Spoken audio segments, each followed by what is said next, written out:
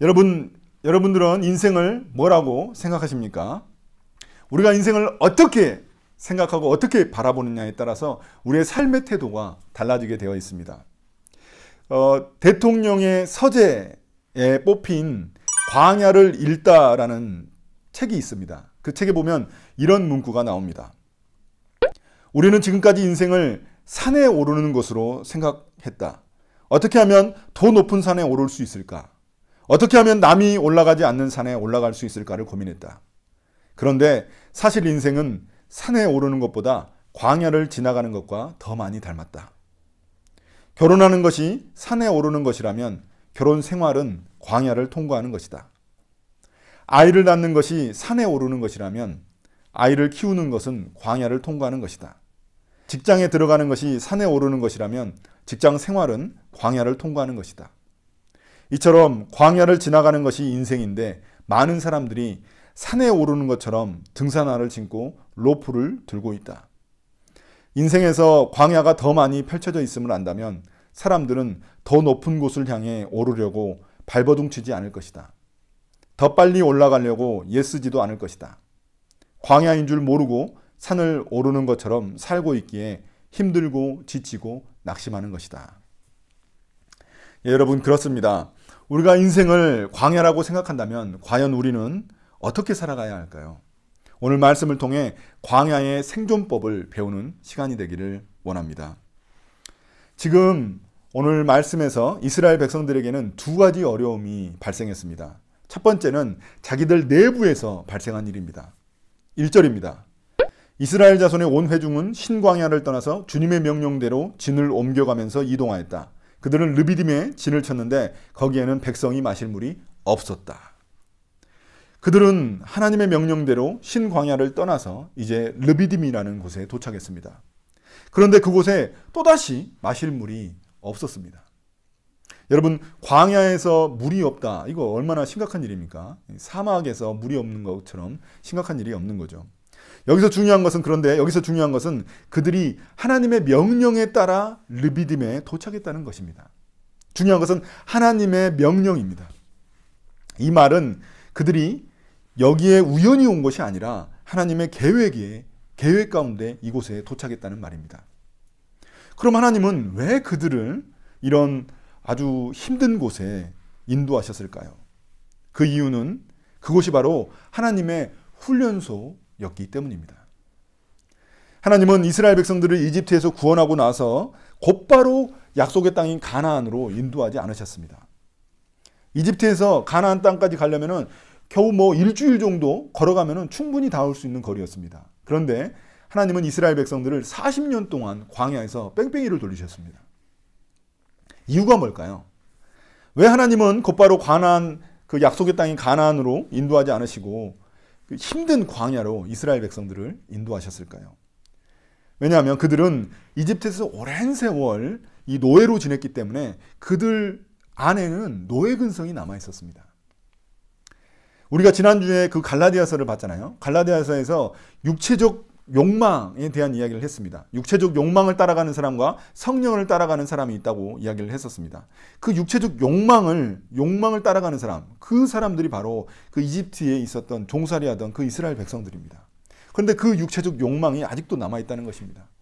그게 바로 노예 근성입니다. 그것을 통제하고 하나님의 백성답게 살아가도록 하는 그 훈련이 그들에게 필요했던 것입니다. 육체적 욕망대로 자신들의 육체적 욕망대로 살지 않고 성령의 인도하심을 따라 살아가는 것을 가르쳐주기 위해 주님은 이 훈련소를 선택하셨다는 것입니다. 눈에 보이는 대로 살지 않고 믿음대로 살아가는 법, 그리고 하나님 은혜로 살아가는 법을 가르쳐 주시기 위해 이 광야를, 물이 없는 광야를 선택하셨다는 것입니다. 이런 점에서 이 광야라는 곳은 하나님의 훈련소로서 아주 안성맞춤인 그런 장소였던 것입니다. 여러분, 광야는 사막처럼 아무것도 없습니다. 오직 들짐승만, 울부짖는 들짐승만 존재하는 그런 매우 두렵고 위험한 장소입니다. 물도 없고 먹을 것도 없는 그런 결핍의 장소입니다. 그래서 당시 사람들은 악마가 광야에 산다고 그렇게 생각을 했었습니다. 그러니 광야는 하나님을 의지하지 않고는 살아갈 수 없는 그런 곳이었습니다. 그러니까 하나님이 훈련하시기에 가장 적합한 장소였던 것입니다. 여러분, 우리가 사는 인생은 어떻습니까? 광야라는 말이 딱 어울리지 않습니까? 하나님은 이스라엘 백성들처럼 우리를 구원하고 나셔서 바로 우리가 죽어서 천국 갈 수 있도록 하신 게 아닙니다. 우리에게 이런 이 삶, 인생이 기다리고 있는 것입니다.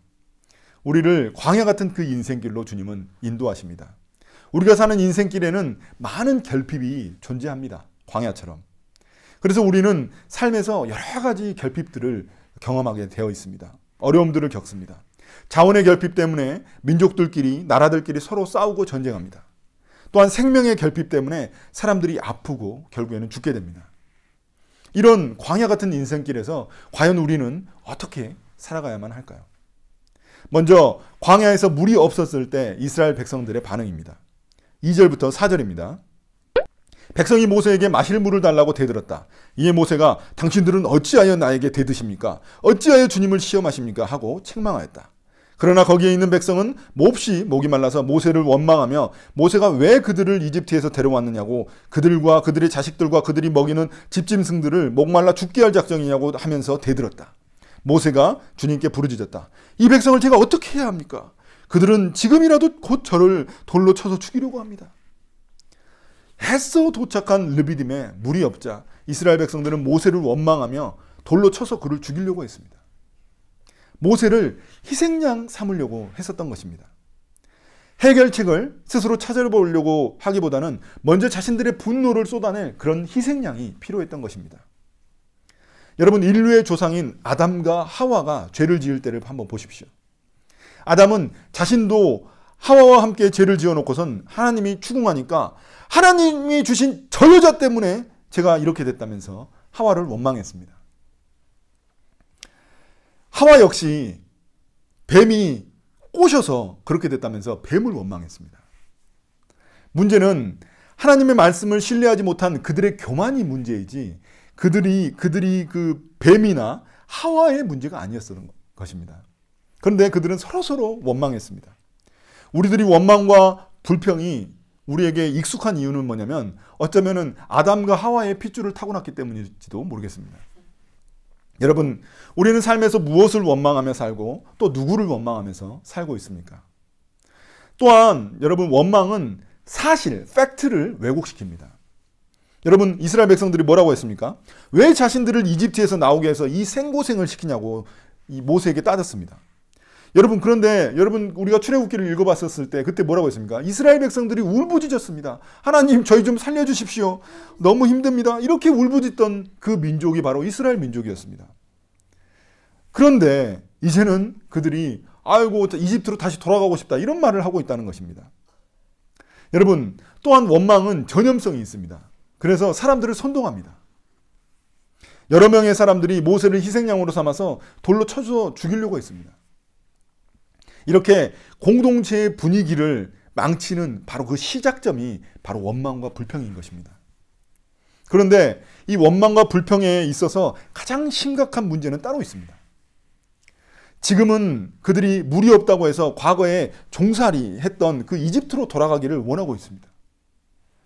이러한 태도는 먹고 사는 문제만 해결되면은 내 주인이 어느 누구든 상관없다는 그런 태도인과 똑같은 것입니다. 이집트 돌아가가지고 다른 신들을 섬겨도 상관없다는 겁니다. 왜냐하면 자기들이 먹고 사는 문제만 해결된다면. 이런 태도랑 똑같은 겁니다. 그러니까 언제든지 주인을 바꿀 수 있다는 말입니다. 이것은 그들을 구원하신 하나님을 모독하는 그런 말입니다. 그런 행위입니다. 그래서 모세는 어찌하여 나에게 대드십니까? 라고 말한 후에 뭐라고 했습니까? 어찌하여 주님을 시험하십니까? 라고 말했습니다.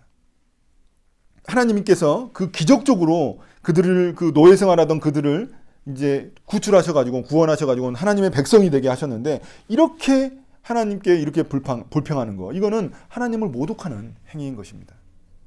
결국 원망과 불평이 심각한 죄가 되는 이유는 그것이 하나님을 모독하고 있기 때문입니다. 그러므로 우리가 쉽게 하는 원망과 불평은 사탄이 우리를 유혹하는 미끼와 같은 것입니다. 다 누구 때문이야? 다 엄마 때문이야? 아빠 때문이야? 다 내 아내 때문이지? 누구 때문이지? 이런 것들. 우리는 이런 말 너무나 쉽게 하곤 합니다. 그러나 이 말은 결국 다 하나님 때문이야 라는 속뜻이 담겨져 있는 것과 같은 것입니다. 누군가를 원망하고 불평하는 것은 결국 하나님을 모독하는 행위인 것입니다. 여러분, 예를 들어볼까요? 우리가 하는 은밀한 원망과 불평들은 어떤 것들이 있습니까? 나는 왜 이런 집안에서 태어났나? 여러분, 이런 생각 해본 적 있으신가요? 없으시죠? 예. 이것의 속뜻은 어떤 뜻인가요?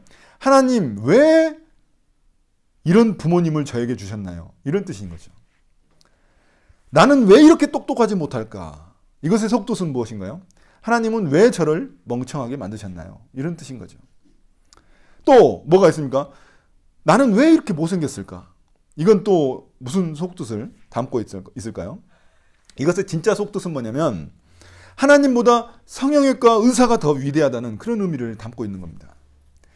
결국 모두 다 하나님에 대한 의심이고 하나님을 모독하는 말인 것입니다. 여러분, 우리 기억합시다. 원망과 불평은 단순히 나쁜 습관의 문제가 아니라 하나님을 모독하는 죄라는 사실을 우리는 기억해야만 합니다.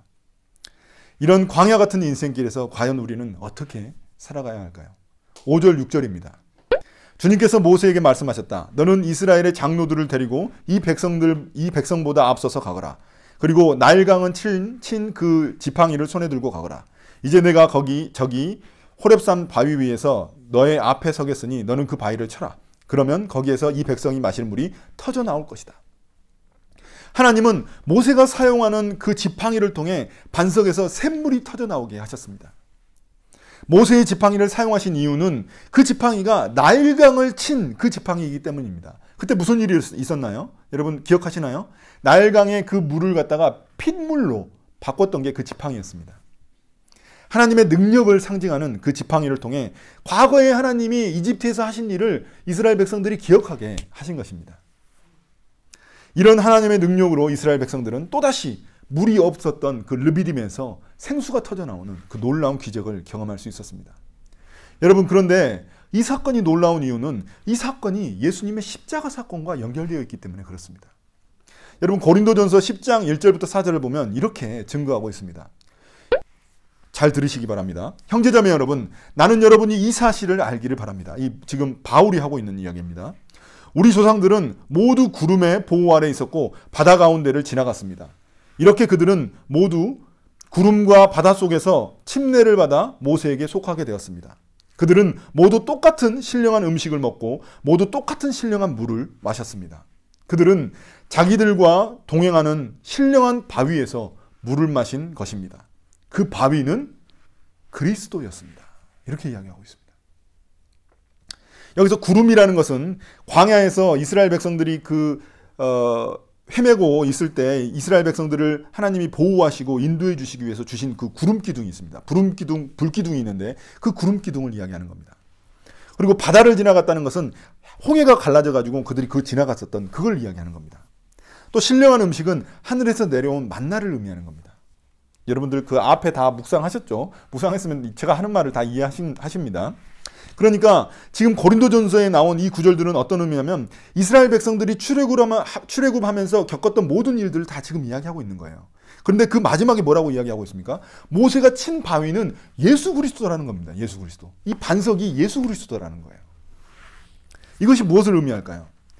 모세가 반석을 쳐서 이 생명수가 쏟아져 나왔듯이 지금 하나님께서 십자가에서 예수를 쳐서 피가 흘러나오게 했다는 겁니다. 그 예수님의 보혈이 흘러나온 거예요. 이걸 지금 반석에서 물이 흘러나온 것처럼 지금 이거 이렇게 비유하고 있는 겁니다.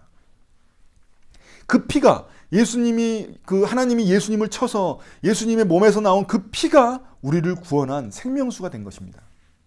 예수 그리스도의 피로 인해 우리는 구원을 받았고 새 생명을 얻게 됐습니다. 여러분, 요한복음 4장에 보면은 예수님은 광야 같은 그 인생길에서 이리 치이고 저리 치으면서 힘들어하는 한 여인을 만납니다. 그 여인은 결혼을 5번이나 했어요. 결혼을 5번 한 건지 동거를 5번 한 건지 모르겠지만 아무튼 그런 여인이에요.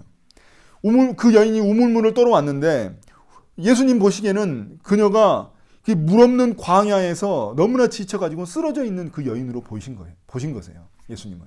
그래서 그 여인을 만나러 그 길을 오십니다. 이 사마리아 여인인데 그 길을 찾아가신 것입니다. 그 여인, 그 지쳐있는 그 여인, 갈증을 느끼는, 삶의 갈증을 느끼는 그 여인을 만나서 예수님은 이렇게 말씀하십니다. 내가 주는 물을 마시는 자는 영원히 목마르지 아니하거니와 내가 주는 물은 그 속에서 영생하도록 솟아나는 샘물이 되리라. 요한복음 7장에도 이런 말이 나옵니다. 목마른 사람은 다 나에게로 와서 마셔라. 나를 믿는 사람은 성경이 말한 바와 같이 그의 배에서 생수가 강물처럼 흘러나올 것이다. 이것은 예수를 믿는 사람이 받게 될 성령을 가리켜서 하신 말씀이다. 집중하시기 바랍니다. 이스라엘 백성들이 가진 목마름은 광야 같은 인생 속에서 우리가 느끼는 근원적인 그런 삶에 대한 목마름을 상징하고 있는 것입니다.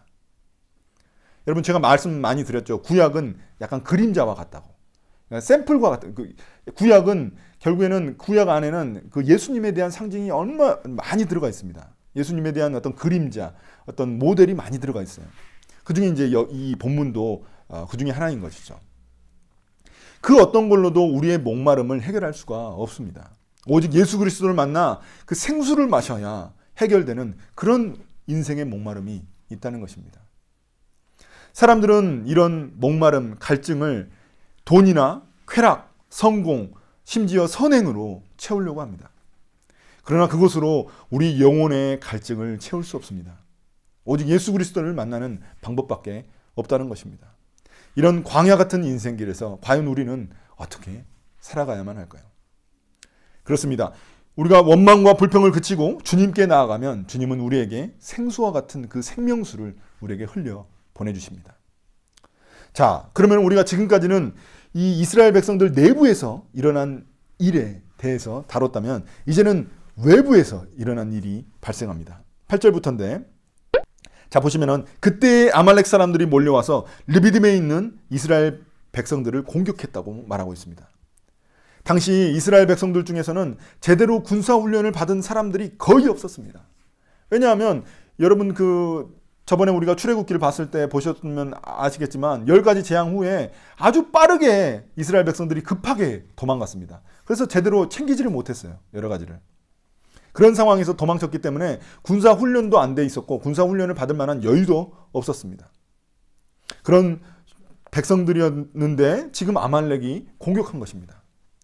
그러니까 훈련된 군사를 가지고 있는 아말렉 족속에 비하면 이스라엘 백성들은 오합지졸과 같은 그런 군대였습니다.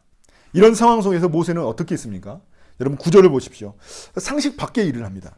모세가 여호수아에게 말하였다. 장정들을 뽑아서 아말렉과 싸우러 나가시오. 내일 내가 하나님의 지팡이를 손에 들고 산 꼭대기에 서겠소. 11절입니다. 모세가 그의 팔을 들면 이스라엘이 더욱 우세하고 그가 팔을 내리면 아말렉이 더욱 우세하였다. 이런 상황에서 모세는 군사작전에 몰두하지 않았습니다. 보통 우리가 그러면은 질 것 같으면 군사작전에 몰두해야 되잖아요. 근데 그렇게 하지 않았어요. 왜냐하면 이 전쟁은 우리들의 전쟁이 아니라 하나님의 전쟁이라는 것을 모세는 믿었기 때문에 그렇습니다. 광야에서 하나님이 훈련하고 계시기 때문에 이건 하나님의 전쟁이다라고 믿었던 것입니다.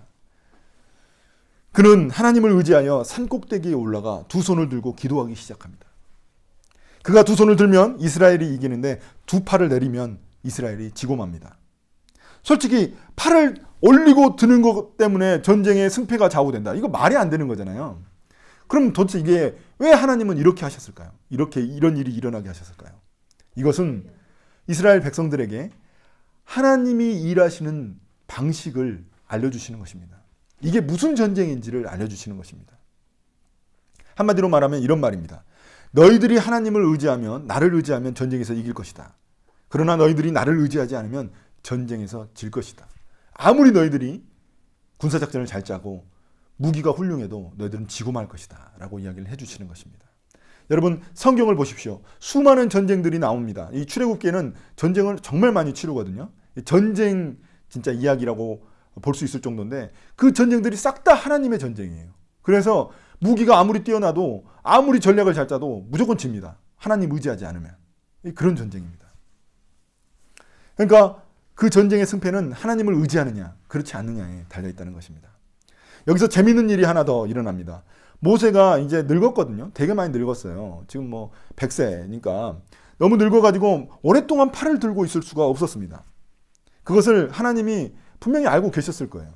그래서 옆에다가 2명의 사람을 줍니다. 아론과 훌, 이 두 사람이 있어가지고 모세의 팔을 옆에서 들어줍니다. 여러분, 이것이 의미하는 바가 뭘까요? 이건 전쟁은 함께 싸워야 한다는 것입니다. 모세는 손을 들었습니다. 아론과 훌은 양옆에서 이제 도왔습니다. 그리고 여호수아는 어떻게 했습니까? 여호수아는 직접 전쟁에 나가서 오합지졸 같은 병사들을 이끌고 아말렉 군대와 용감하게 싸웠습니다.